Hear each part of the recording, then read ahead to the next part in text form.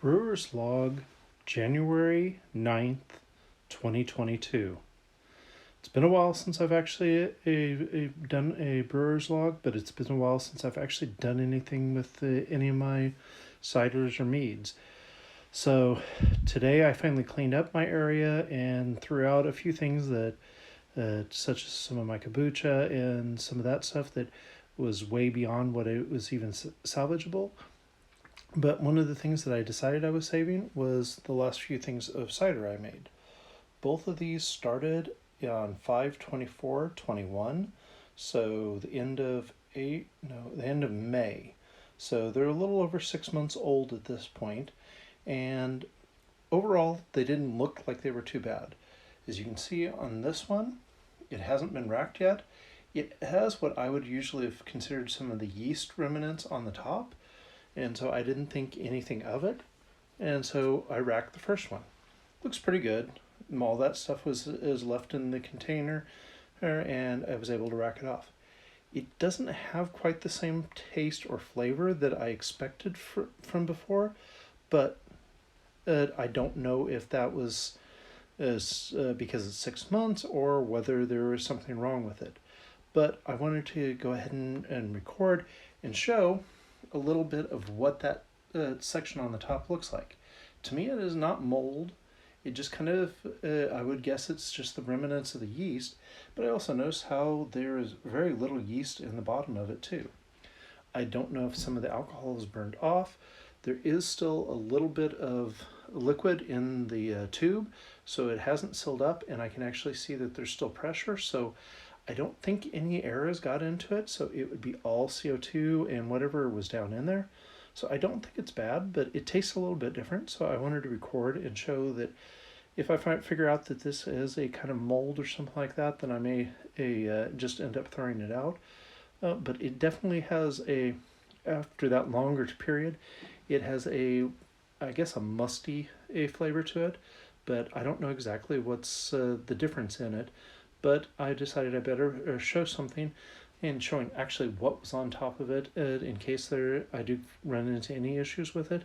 But I think I'm going to let it go and see what happens. As you can see, this one has already been racked, and I topped it off with a little extra apple juice, and it is now pressurized, so we'll see if it starts bubbling again or what happens with it, whether all the yeast has died or not. But I figured it was worth starting the vlog off with showing the difference between when it was racked and before it was racked, just to show off that little bit of head at the top that I'm used to seeing, and I've looked back at some of the other videos and I've had very similar results on the top, but it's been a while since I've done one that lasted for 6 months, so we'll see what comes out of this.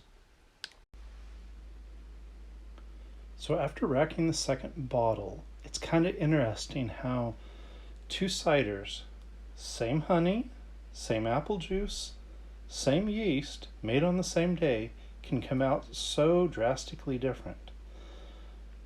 I've got a little bit left in the glass, and you can see this the second one and is very clear compared to much lighter than what the first one is that I racked.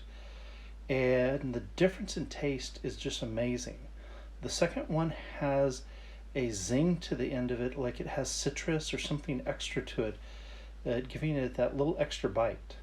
And I don't know why it came out so much different than the other one, but I'm going to let them rest for at least a week, and then hopefully I can bottle them or at least put them into cold crash.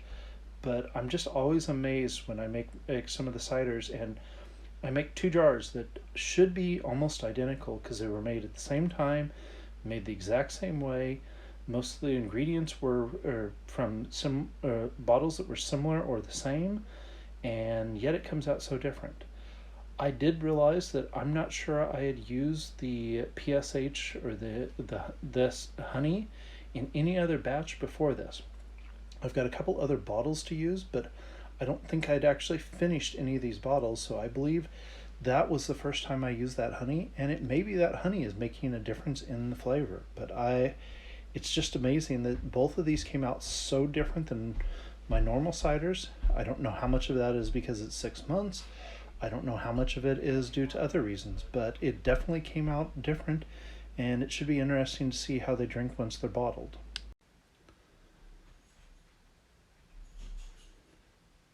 So, at the end of the day, I was able to get 1 gallon of mead, 3 flowers blend started.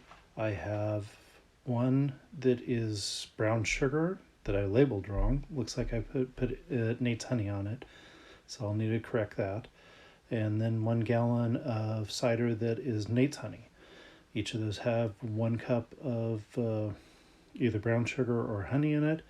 They have half a teaspoon of ferment K or whatever my yeast nutrient is, and a half a teaspoon of SO4 are in both of those. The current temperature down here is 57 degrees. The humidity is a little high at 57%, but that's not bothering me too much. They are all on my heating pad, so we'll see how that works. And as you can see, the mead is already bubbling away, so hopefully it doesn't bubble over considering it's so new. And I racked these 2 bottles. We'll see how they come out.